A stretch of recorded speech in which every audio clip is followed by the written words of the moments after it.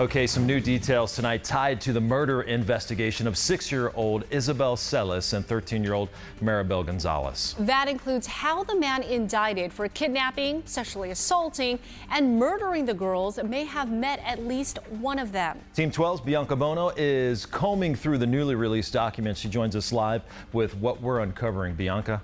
Yeah, guys, good evening. These documents showing there may have been a connection between the Celis family and the newly released pages documenting dozens of interviews that Pima County investigators conducted while trying to figure out what happened to Isabel Celis and Maribel Gonzalez. Phone records in the document show their accused killer, Christopher Clements, called the Celis house in November of 2011, months before the 6-year-old vanished. Documents showing Clements was in the business of buying and selling Hondas and Acuras. Becky Celis, Isabel's mom, telling investigators she remembers a man coming by the house twice, asking about buying her Acura. She says she believes she was the only one who saw him, but noted Isabel oftentimes followed her to the door if someone knocked. When officials showed Becky and her husband Sergio a photo of suspect Christopher Clements, Becky said,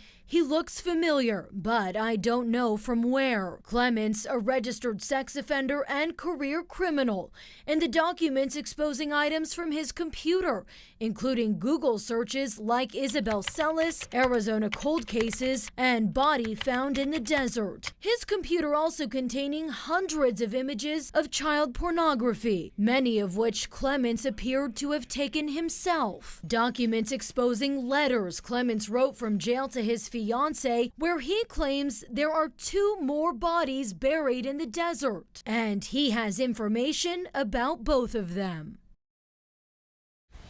And so far, investigators saying it's unclear who those other 2 bodies would be. Clements is pleading not guilty to kidnapping, sexual assault, and murder.